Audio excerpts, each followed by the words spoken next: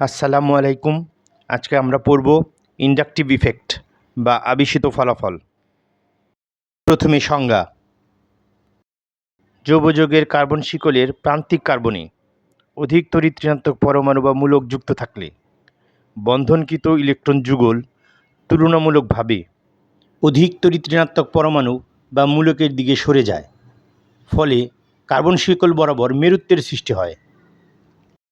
তড়িৎ ঋণাত্মকতার পার্থক্যের কারণে বন্ধন ইলেকট্রনের এরূপ সরণকে ইন্ডাকটিভ ইফেক্ট বা আবেশিত প্রভাব বলে। একটি উদাহরণের মাধ্যমে বিষয়টি আমরা দেখি।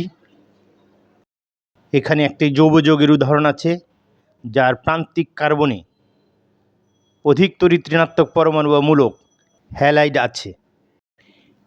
এখানে হ্যালাইড মূলকের তড়িৎ ঋণাত্মকতা কার্বনের চাইতে বেশি বলে কার্বন হ্যালোজেন বন্ধনের ইলেকট্রন যুগল হ্যালাইড মূলকের দিকে সরে আসে।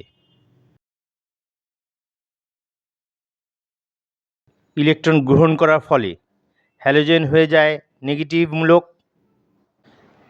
আর কার্বন হয়ে যায় পজিটিভ কার্বনিয়াম আয়ন। তাই বলা হয়ে থাকে, কার্বন শিকলের প্রান্তিক কার্বনে যদি কার্বন অপেক্ষা অধিক তড়িৎ ঋণাত্মক পরমাণু বা মূলক যুক্ত থাকে, তাহলে অধিক তড়িৎ ঋণাত্মক পরমাণু বা মূলকের দিকে বন্ধন ইলেকট্রনের সরণ ঘটে। একে ঋণাত্মক আবেশিত প্রভাব বা -আই ইফেক্ট বলে।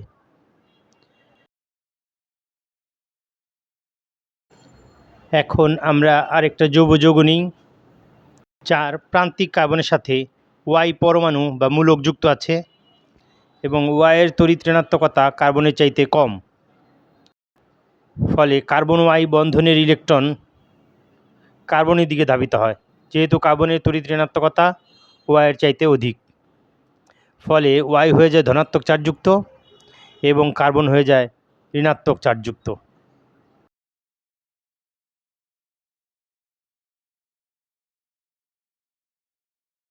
তাই বলা হয়ে থাকে, কার্বন শিকলের প্রান্তিক কার্বনে যদি কার্বন অপেক্ষা কম তড়িৎ ঋণাত্মক পরমাণু বা মূলক যুক্ত থাকে, তাহলে কম তড়িৎ ঋণাত্মক পরমাণু বা মূলকের দিক থেকে অধিক তড়িৎ ঋণাত্মক পরমাণু বা মূলকের দিকে বন্ধন ইলেকট্রনের সরণ ঘটে।